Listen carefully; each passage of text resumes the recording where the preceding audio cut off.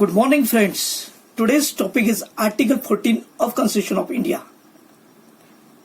Friends, Article 14 is the core thread of our Indian Constitution and core thread of our fundamental right. Article 14 जो है उसके पहले हमने last year एक बहुचर्चित फिल्म देखी थी Article 15. So आज हम पढ़ेंगे Article 14. This topic is benefited to all the law students and those who are appearing in the competitive exams like CLATs and PSCs and UPSCs. This topic is most important. So Article 14 कहता है the state shall not deny any person equality before the law and equal protection of the law within the territory of India. So friends, the definition is very simple. It's began with the state. So it is very easy to mug up and remember that the state shall not deny to any person equality before the law and equal protection of law within the territory of India. So दोस्तों अभी हमको समझना है कि state का मतलब क्या होता है. स्टेट का मतलब होता है भारत सरकार और उसकी पार्लियामेंट, राज्य सरकार तथा उनका legislature, Vidhan Sabha, other bodies, independent bodies and public sector enterprises and other bodies like municipal corporations. So state का दायित्व होता है state shall not deny to any person equality before the law. इसका मतलब होता है कानून के समक्ष समानता, कानून के समक्ष समानता, equality before the law and equal protection of law, that is कानून का समान संरक्षण. कानून का समान संरक्षण जो है 14 सब क्लास 2 में इक्वल प्रोटेक्शन ऑफ लॉ, कानून का समान संरक्षण and within the territory of India. So friend, this article is applicable to the foreigner also. कोई विदेशी नागरिक है उसके ऊपर भी applicable होता है, कारपोरेशन या juristic पर्सन के ऊपर भी ये बेनिफिट ले सकते हैं. So friend, आर्टिकल 14 क्लॉज 1 बोलता है इक्वलिटी बिफोर द लॉ, कानून के समक्ष समानता. तो इसका हम ओरिजिन देखते हैं कि it is derived from British constitution and it's based on the doctrine of A V Dicey. A V Dicey जो थे ब्रिटिश कॉन्स्टिट्यूशन से अटैच थे और एवी डाइसी का प्रिंसिपल था supremacy of law, equality before the law and predominance of a legal spirit. तो A V Dicey का मानना था कि चाहे वो सरकार हो, सरकार में चलाने वाले लोग हो या कांस्टेबल हो या क्लार्क हो या आम नागरिक हो, कानून के सामने सब बराबर है. Every peoples are equal before the law. So equality before the law and supremacy of law, चाहे वो प्राइम मिनिस्टर हो या सादा क्लर्क हो या आम नागरिक हो, कानून के सामने सब बराबर है. So this is the equality before the law according to the A V Dicey. So A V Dicey जो है उन्होंने जो equality before the law, supremacy of law और प्रीडोमिनेंस ऑफ लीगल स्पिरिट को फ्रेंच लिटरेचर से लिया है, फ्रांस से आया है उनको. तो उसके पहले हम देखते हैं कि ग्रीक फिलोसोफर थे प्लेटो. उनके से मानना था king is slave of the people. King जो है पब्लिक का गुलाम है, नागरिकों का गुलाम है और किंग ने वही करना चाहिए जो प्रजा की इच्छा हो. इसका मतलब किंग भी पब्लिक से स्लेव है, इसमें छोटा है, इसका मतलब बराबरी का है, एटलीस्ट बराबरी का है. तो king and the peoples are equal before the law. उनके ही एक शिष्य थे जो लगभग 300 साल ईसा पूर्व में अरिस्टोटल का ऐसा मानना था king is a servant of people. राजा जो है प्रजा के सेवक है और राजा ने प्रजा की सेवा करना चाहिए. इसका मतलब होता है कि राजा बड़ा नहीं है, पब्लिक बड़ी है.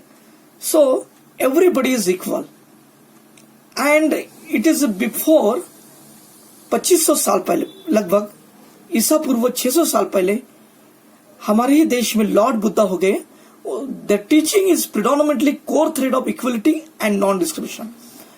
तथागत बुद्ध के प्रवचन तथा उनके शिष्यों को तथा उनके संघ को दी हुई शिकवन उसमें बताया गया है कि इक्वलिटी के बारे में जानकारी जो है that was also found in a Sutta Nipata and in English that is a Lotus सुत्ता.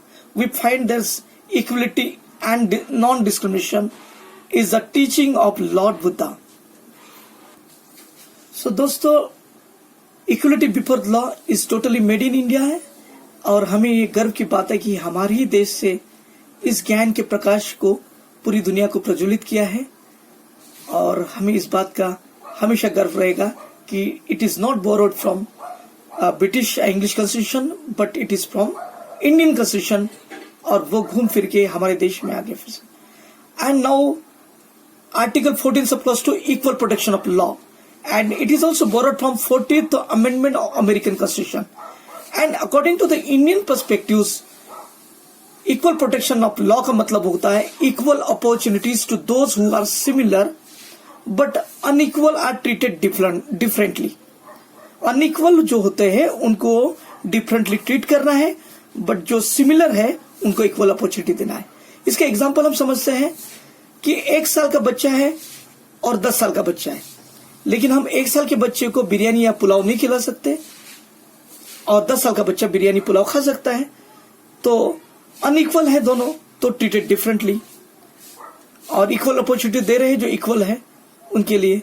तो हम दूसरा एग्जांपल कि हमारा देश जो है विविधता से भरा हुआ है. There is a diversity in our country and there is so many class communities and some communities are so different, so isolated from the education, from property and wealth, and some are very rich in regards to education in the property and the wealth. So to give equal opportunity to make them becomes equal, और जो race में सबसे पीछे है उसको बराबर भी लाना है और जो रेस में सामने है उसको भी प्रोटेक्शन देना है, तो it is that equal protection of law. So friends, we see the Article 14 through case laws. Article 14 in the Chiranjit Lal Chaudhary versus Union of India in 1951, the court held that the equal should be treated equally and unequal should be treated differently. Yes, friends, we had seen in previously that equal should be treated equally and unequal should be treated differently. And right of equality guards against the discrimination among the people who are substantially equally situated and not against making discrimination among the peoples who are under the different circumstances. So friends, another renowned case of Maneka Gandhi versus Union of India in the year 1978, the Article 14 requires the observance of principle of natural justice. So Article 14 and natural justice, there is a correction, and including the requirement of region decisions. So friends, natural justice, there are 2 principles of natural justice. One is ordi artem partem. इसका मतलब होता है hear the both the side, means no one should have to be condemned without hearing. दोनों के ही पक्ष को हमको सुनना है. और दूसरा प्रिंसिपल है no one can judge his own case. अपने ही केस में हम खुद जज नहीं रह सकते. No one can judge his own case. So this is the principle of natural justice, and there is a connection between Article 14 and natural justice in the Maneka Gandhi versus Union of India case. And in this case, the Justice Bhagwati mentioned here that well settled principle that Article 14 strikes arbitrariness. Article 14 जो है strike करता है arbitrariness पे, और arbitrariness involves the negation of equality. Arbitrariness जहाँ होता है वहाँ equality नहीं हो सकती, जहाँ equality है वहाँ arbitrariness नहीं है. So arbitrariness involves the negation of equality. So that's all, my friend. Article 14, that is, the state shall not deny any person equality before the law and equal protection of the law within the territory of India. So I hope you understand with these cases and examples. And if you like this video, please share my video. Please subscribe this channel. Thank you so much. Have a great day.